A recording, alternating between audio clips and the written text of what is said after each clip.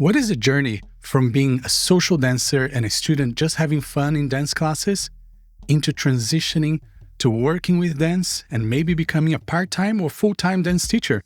And how to avoid a burnout and have a balanced work, life, and passion experience? Well, let's find out. Hello everyone, and welcome back to ZoukNerds.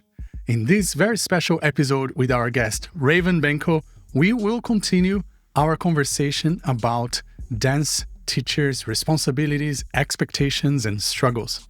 Specifically in this episode, we're going to talk about the longevity of this job and how to make sure that you as a student can facilitate a better work-life balance for the community leaders, or as a community leader and teacher, we can take more responsibility and make sure that we avoid burning out.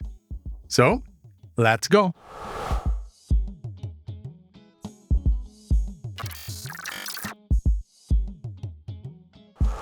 Hello everybody, and welcome back to another episode. My name is Alisson Sandi, and today we're here joined once again with Prada and Raven Benko for a second episode with the three of us. Hello guys.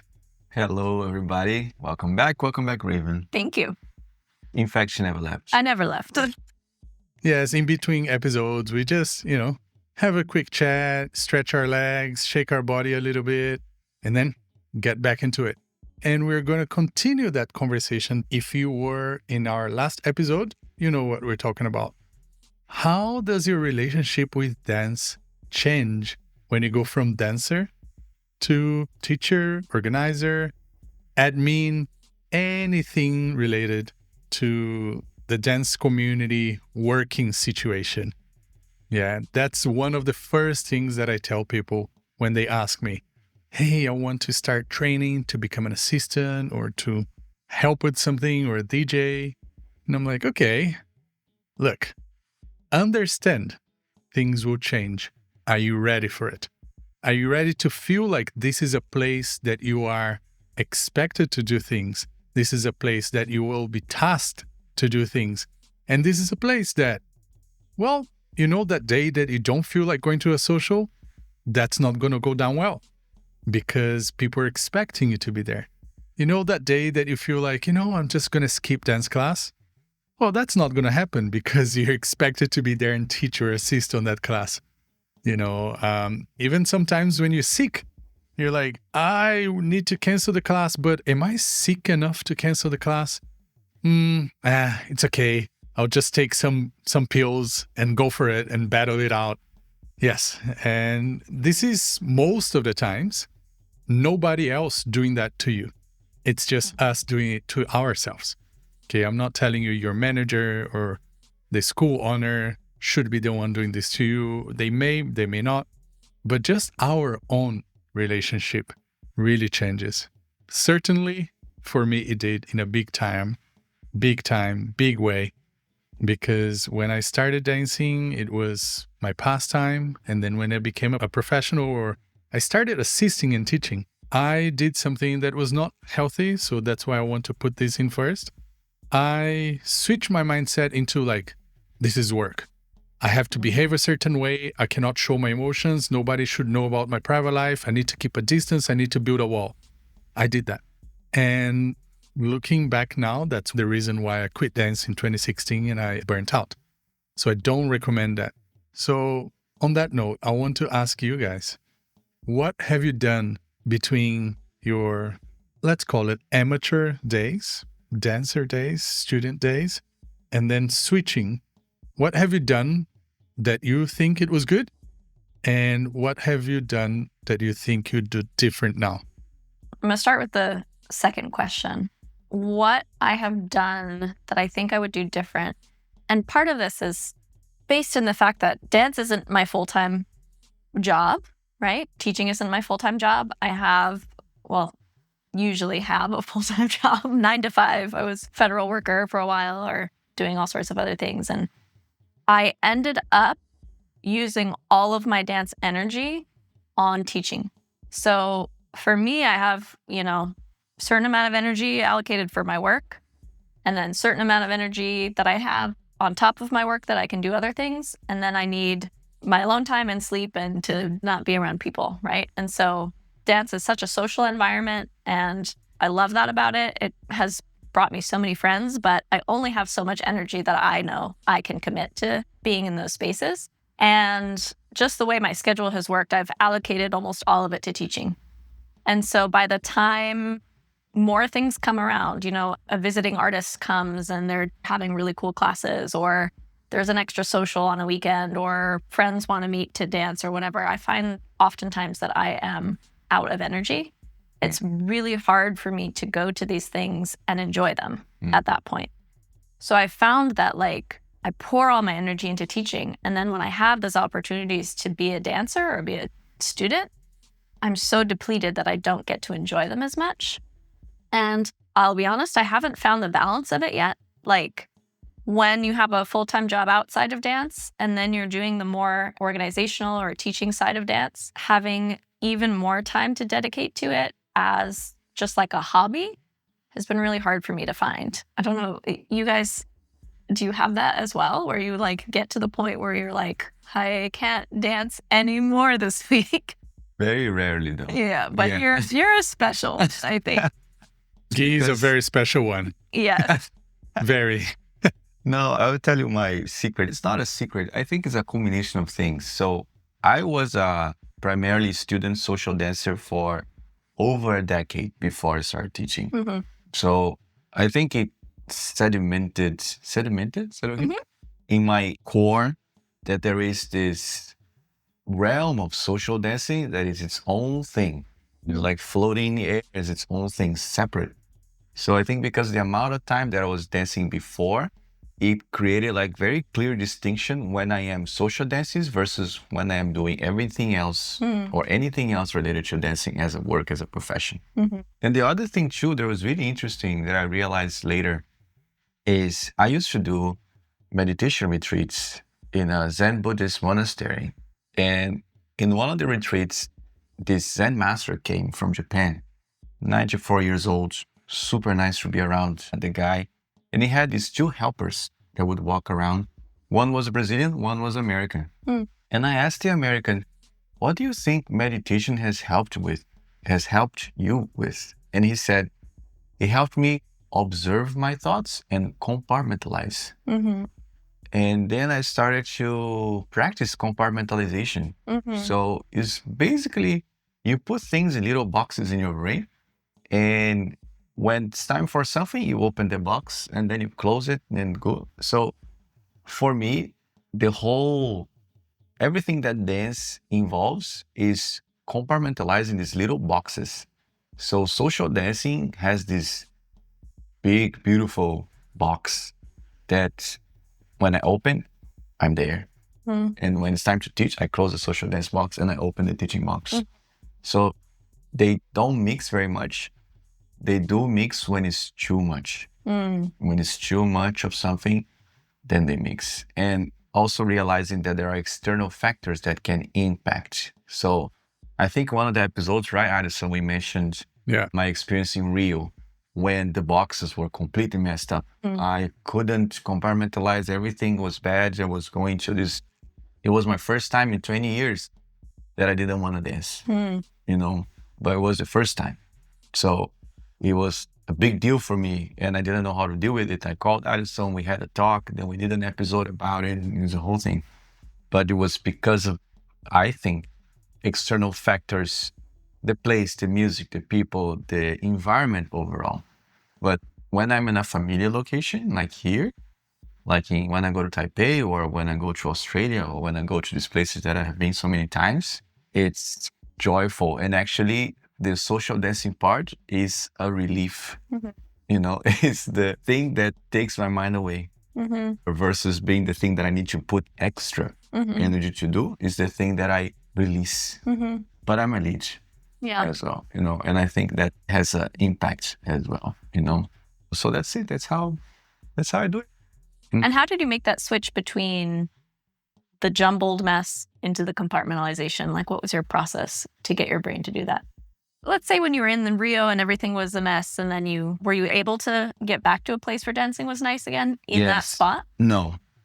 No, I left Rio completely scrambled. It was very, very, very intense because this thing we talked about in the last episode, people are watching you. There's some expectations of how you should be, how you should go. I was all that in Rio, feeling all that all the time. I was dancing with people that I love dancing with, but I was not feeling the dance. It was just, I was a puppet of some external force Yeah. moving my body around. But when I went to Taiwan right after, I think Taiwan was my first stop, I think. Yeah. I mean, when I left Brazil and went to Taiwan, the moment that I got in the room, in the first social, I snapped back into the boxes organized themselves. I don't know why. I don't know what happens because people are still watching me. But the way that I process how they do it, I judge it to be more friendly. I judge it to be more forgiving, or I judge it to be more respectful. I don't know what it is, but I created this story in my head that when I was in Rio, the observation was not in a friendly way. And when I am in Taipei or when I'm in some other place, the observation is in a friendly way, So that changes everything. Yeah. And again, just a story in my head. I have no idea if that's true, but that definitely made an impact. Alisson, I know you have a lot of boundaries for yourself. How does that help?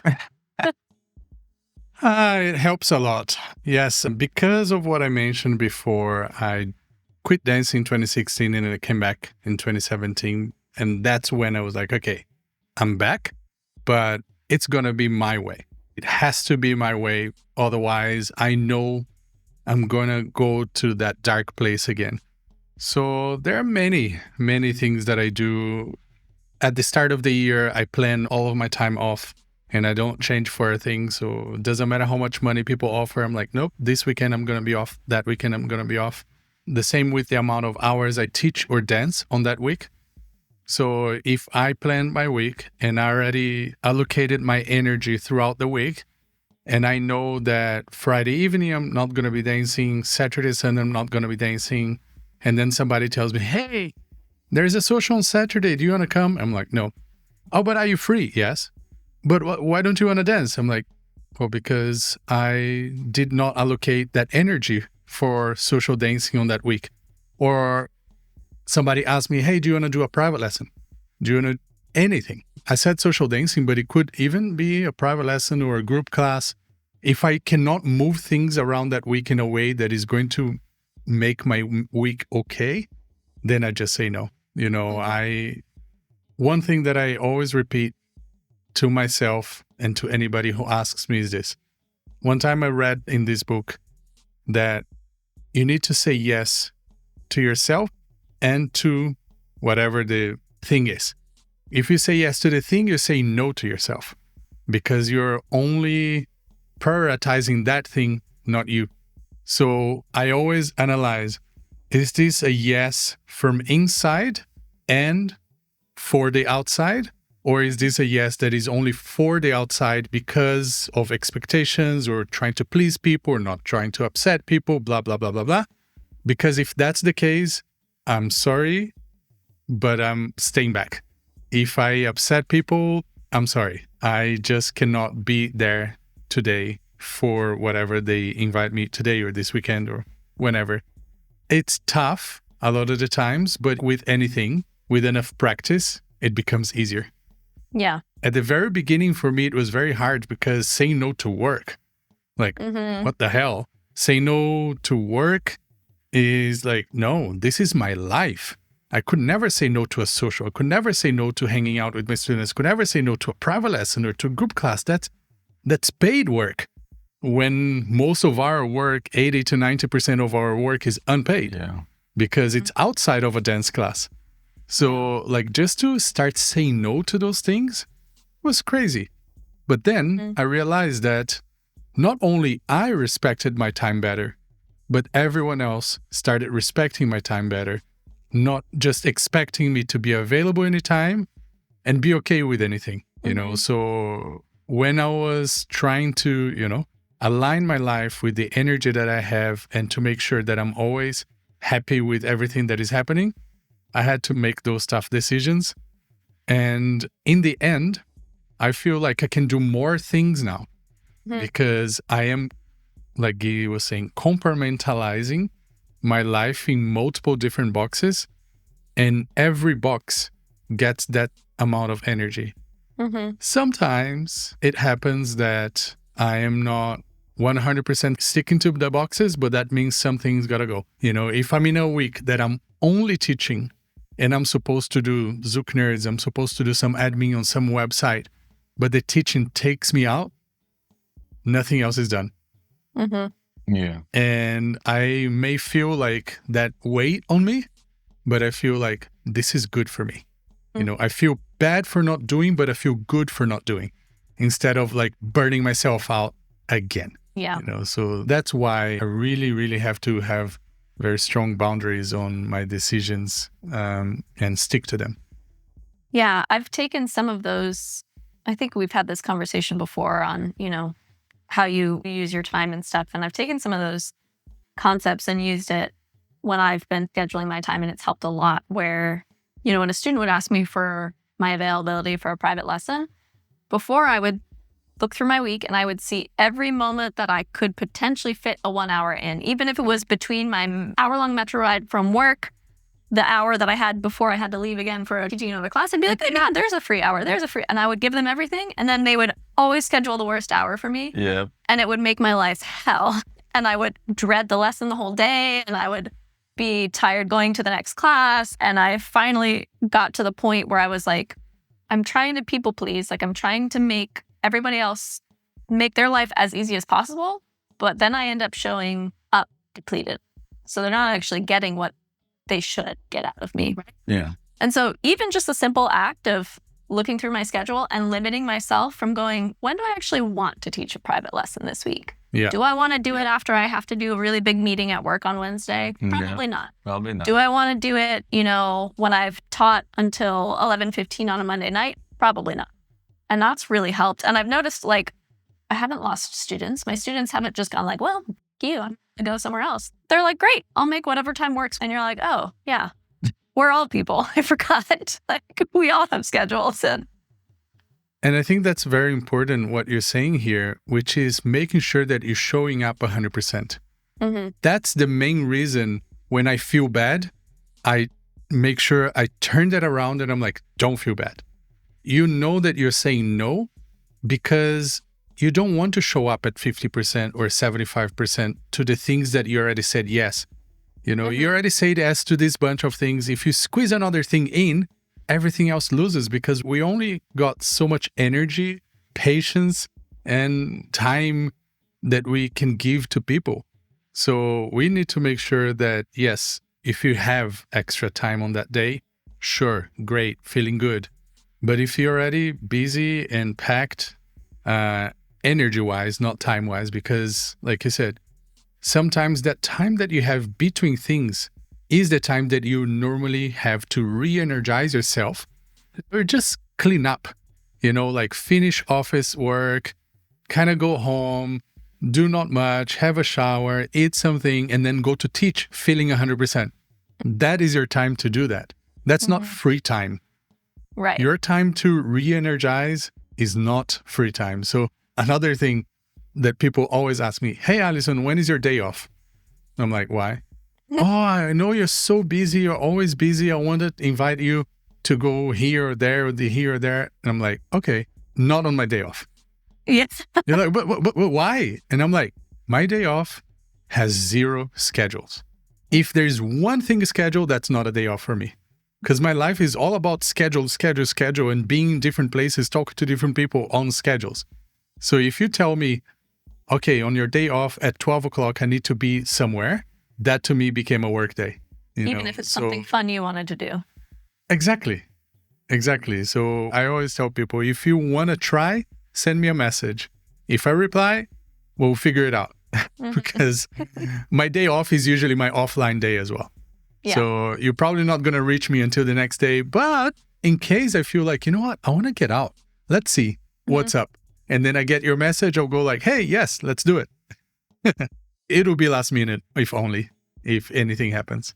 Yeah. And here we talk about everything else about that. And I was curious about the social dancing aspect that we mentioned in the first episode, not the first, but the previous one. How much do you still feel in your head when social dancing because of the teaching position? Like we had a social this Sunday, for example, then. It really varies. And a lot of it is based on how much energy I show up to the event with. This Sunday, I felt energized after the classes that we had. And I came and I only left early because the floor was slippery and I tweaked my ankle. And I was like, if I keep dancing, I'm going to be injured and I have to teach next week.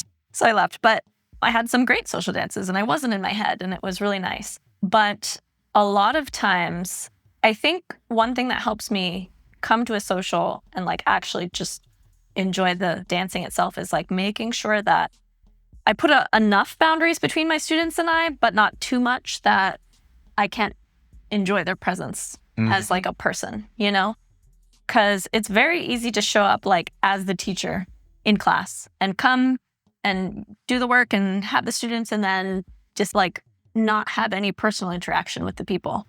And then when you come to event, they only know you as the drill sergeant, the whatever, you know, the person who's inspecting their footwork. And when I started having conversations before and after classes with people or getting to know what people do for work or just very basic things like knowing people as a human, it became much easier to come to a social dance and not feel like I was just dancing with my students, but feel like I'm like here with a group of friends enjoying some time together, you know? Yeah.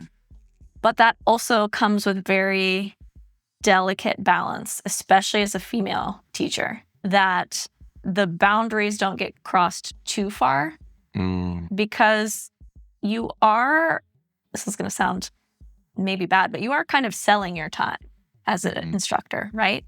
And if people start buying your time, not for teaching, but for being around you, that's when it can become very difficult and problematic and complicated. And you have to like really moderate I've found I have to really moderate how I interact with my students in private lessons, in classes, to the point where they don't think there's no crossing of like romantic or any kind of boundaries like that, you know? And for me, like I invite people into my home for private lessons. And sometimes this is maybe kind of sad, but every time I have a new student come to my home, I tell someone, this person is coming to my home. This is their name. If I don't talk to you after this class, I've been murdered in my apartment. And that's not something that I think all male teachers think about, but I absolutely think about it. And there are some students where I won't meet with them at my house because like I get some sort of vibe or interaction that like, I don't know if they'll respect the boundaries. And so, you know, I only meet them at District Zouk or something like that. And so that's a very curious boundary for me to play around with, especially in social dancing.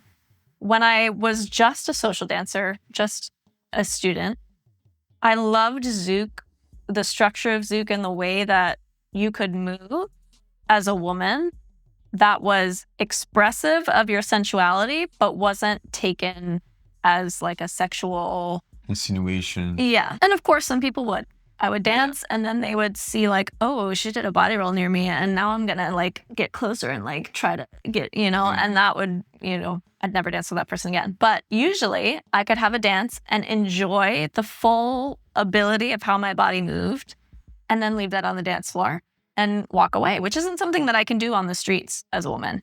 I can't let my hips sway in a certain way in front of people. I can't project my chest out and up in front of certain people. Like there are things that I have to moderate in my body in day-to-day life that I didn't have to think about in Zouk, which was amazing. But bringing in that aspect of an instructor, I find I have to reel that back a little bit, which definitely puts me more in my head, you know, where not as free as you used to be. Not as free as I used to be. And I know that I want to represent myself in a way that other students can watch me and repeat, and there's nothing problematic in it, you know, because they will watch you and they will repeat. So I had like this experience at a social dance one time where I was dancing with a friend, like we're very friendly, very close, and Pony came on. I'm riding my pony. And this lead went wild. he was having like the most fun of his life. And then another lead came and started doing a striptease next to us kind of dance thingy on the floor. And we were laughing and having fun, right? And at some point in that dance, the lead's hand came up to my throat and then released again. But it was like part of a movement, you know? And I didn't think anything of it because I was very comfortable with this person. And then I end the dance and I realized there's a whole crowd of people that were watching it.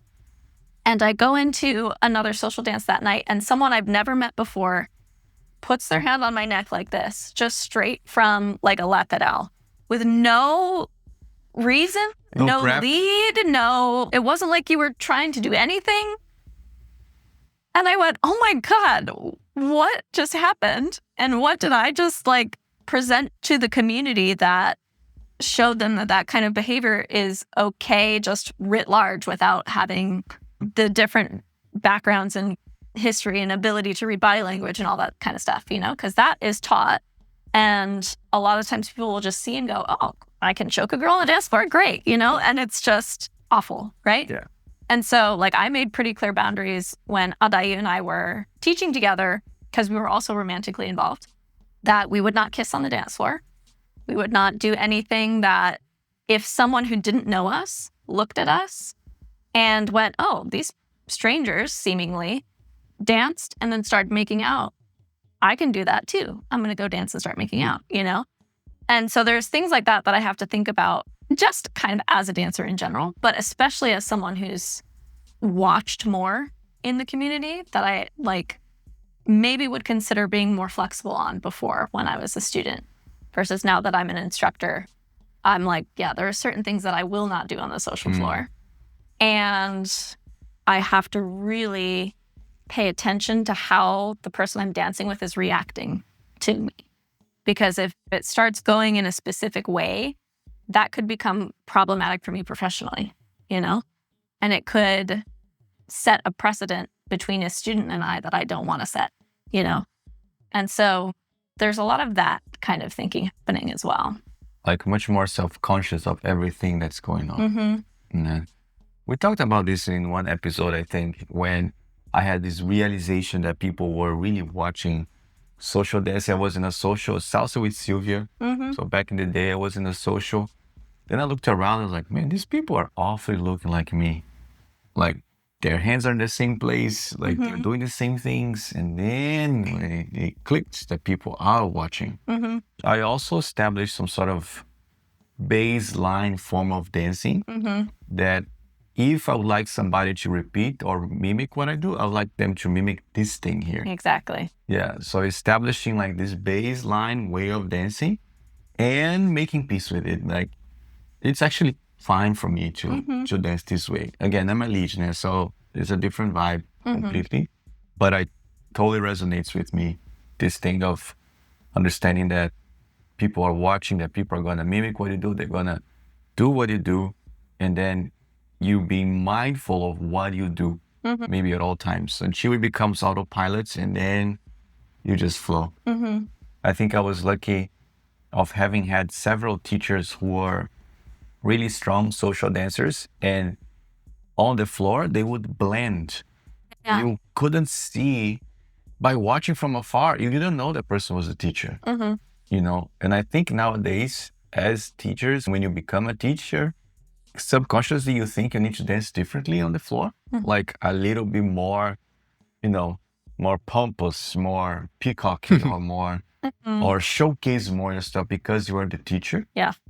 And I remember having a conversation with Kelsey about that back in the day, where we had this very emotional conversation where she was upset because the way we danced changed after we started teaching together. And we would go to the floor and our dance was completely different from the dances that led us to teach together in the first place. And it was my second light bulb when I was realizing, my God, I am indeed dancing differently just because it's you. Just because it's you, oh, people are watching. We got to do stuff. You know, so after that conversation, actually, I was able to release myself a little bit from that pressure that people are watching.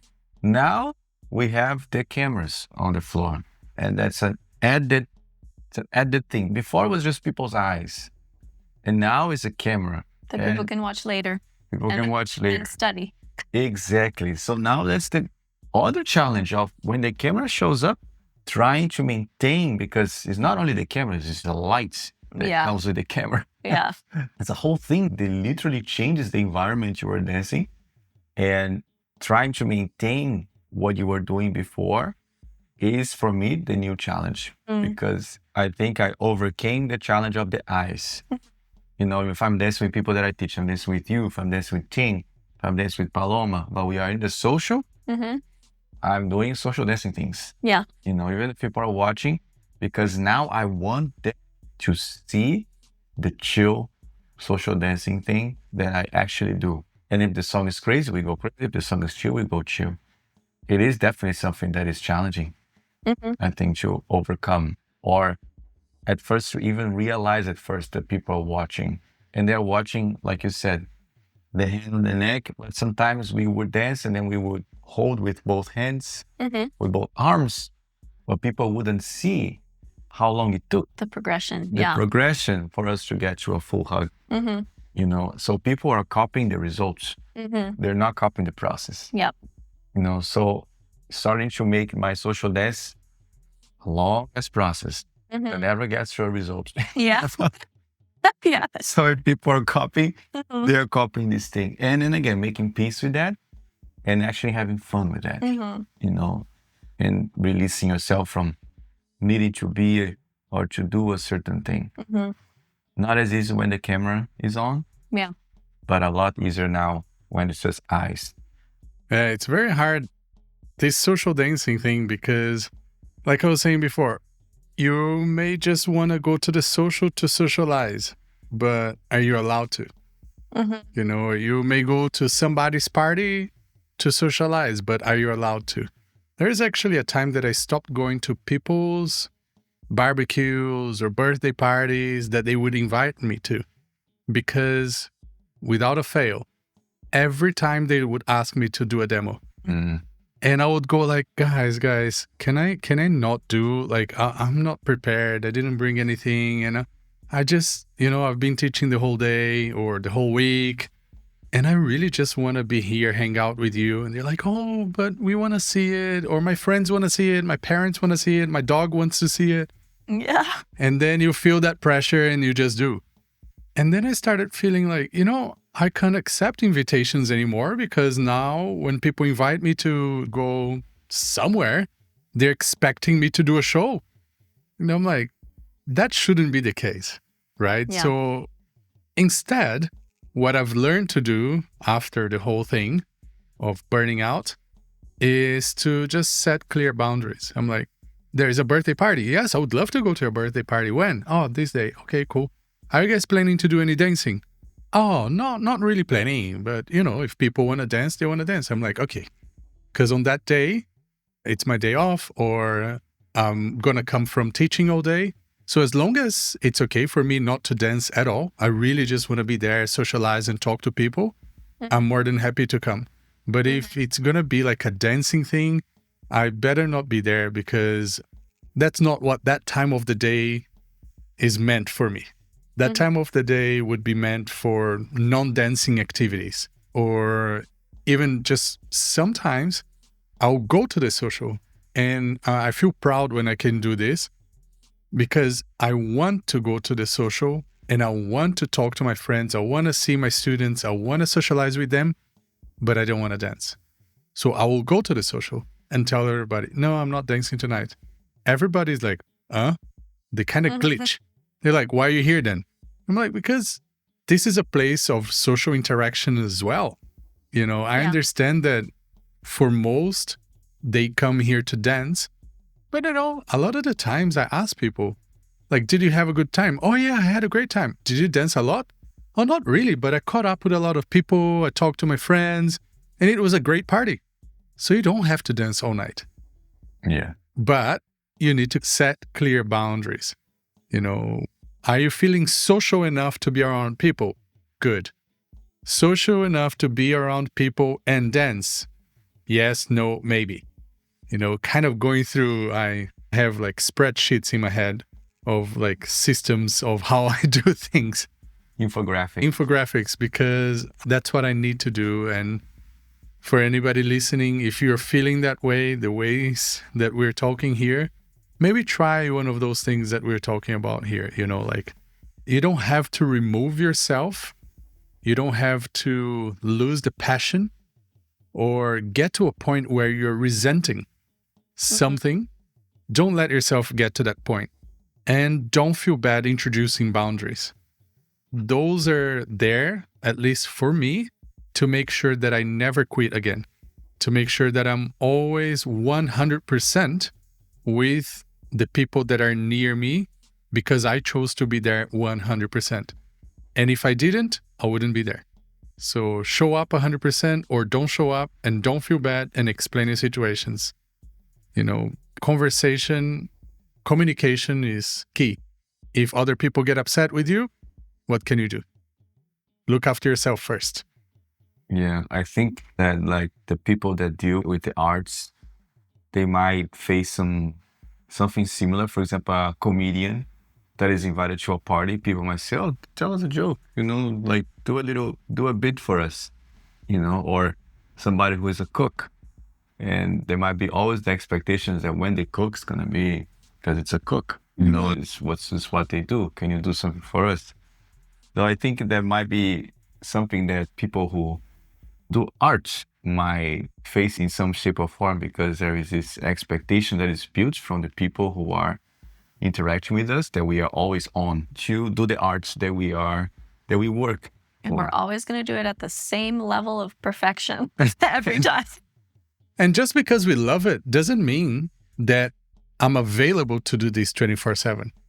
Yeah. And I think that's why a lot of artists hang out with a lot of artists, because we know the struggle, so we don't expect anything. Yes. But then when you're invited to go to a place where there's more like non-dancers, a few dancers, then you know, like you are in this imbalance of power. I don't know if that's right to say, but I mean, you're in a place where you become an attraction. You know, I love to go and meet the friends of my students, the family of my students, because I used to love to take my family to the dance school and say, "Hey, these are my teacher, these are my teacher, these are my teacher." But I never asked my teachers to dance for my parents. You know, that's the difference there. And it's something that you may not realize, but when you come into the dance community wanting to be an artist and wanting to have the attention, the shows, your face on the website, on the Instagram posters, and on all of those things, that may be the shiny gold things. But there are other situations of your life that may also get, you know, affected if you don't put some boundaries. So be warned.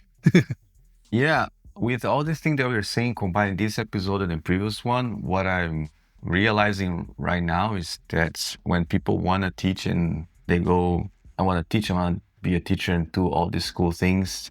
And when they start doing it in some capacity, what you were saying about the energy levels, and you dedicated so much energy for this portion of the work here that when I want to use it for the fun part of it, I don't have it anymore. So the fun part of it crumbles, you know, and we sort of already have this happening. You know, I know people who want to teach, who are dedicated and who are training and coming, but they're not coming to the socials, you know. And for me particularly, it's a very particular view that I have. It's the social is where it's at, is where you see what you're teaching coming to reality. When you see if the curriculum is working, if you see if people are getting the things, dedicating all the energy just to the part of the teaching and not leaving the energy to social dance, it starts to actually make you go away from the students a little Disconnect, bit. yeah. Disconnect, exactly. From the Disconnect. goal. Exactly. You're training people all this much, but you don't get to see them dance. You don't get to feel them. You don't get to experience them. And that is something that I realized, because it might be, of course, a mix of all the things. I don't have the energy. I taught all day. I'm so tired. And then I'm going to get there. All these people are going to be on me, watching me. these cameras are coming, so it's so much that I understand so much why the teachers sometimes they don't dance in the social, they dance very little, or they just sit down and hang out. I completely understand. It makes a lot of sense. For my way of doing things, very difficult. I want to dance with the people. I really do so much. So it's this energy kind of like almost often there. It's in this little box protected by force shields. But even when I've been teaching all day, but I know that it's not forever. It's not going to last forever, the same thing. I've been telling Alisson, I think, and I've been telling certain people that my teaching energy is also changing as well. I'm becoming more and more dreamy about the prospect of one day select carefully who is going to be in my class. Have like a interview to come to class for particular topics. I think we were talking about this weekend, that we were observing certain students in class during the workshops and thinking, would I want to go deeper with this person? Is this person someone that I would want in a cohort that wants to go deep into certain topics? The teaching energy is changing as well. The social dancing energy is changing. In the end of the day, I think it's more finding the balance, which is pretty hard. Either we go all in or sometimes all out. That tends to be the case. That tends to be the case. Very hard to pace ourselves, man. So hard. So I think like combining the previous episode with this episode that we mentioned. In the previous episode, we talked about like the expectation of wanting to teach certain things and ending up teaching basic stuff for a long time or so many times. And this episode, when we talk about how that affects your social dancing experience as a follower, because Alisson and I, we talk a lot about the leader's perspective. So it's really good that you are commenting about the follower's part. We have all this complexity of things going on, which in the end of the day, for me, it's again, just reinforcing the invitation for people to find balance in what they want to dedicate to and how they want to do that as well. Like we're saying, either we go all in or all out. And we want to try and find a way to slowly build up. And I think people have sometimes much more the well-being of the group or of the students, like on top of our well-being. Yeah. But we need to have the energy, like Alisson was saying, that we need to be full. Our battery needs to be full, like we were saying for the private lessons as well. So we can deliver something, from the fullness of our being. So in the end, I think if you want to teach, if you want to become a teacher, be aware. Yeah. I think the last thing to say too is I have to remind myself constantly to check my own ego, which sounds like, especially as a teacher, right? You will get your ego checked just by being in a room full of students over and over. But I've also found that when I tell myself, you're not actually as important as you're making yourself, it becomes much easier. Like sometimes I'll go, oh, if I don't show up to this practica, I'm going to ruin everyone's day and Ashley's going to be disappointed and all my students are going to hate me. And I don't go and everyone's fine.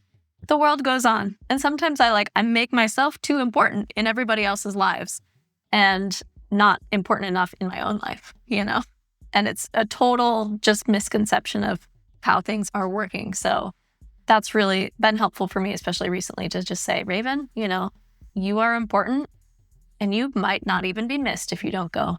So take it as a gift. Yeah. No, and especially if we have a team, that, some other people are going to be there. Luna's there, Gabi's there, and then I go, Go the next time. Yeah. 100%. Well, that's a great way to put it, in a self-loving, but at the same time, setting boundary way and going like, nope, excuse me, but no. Yeah.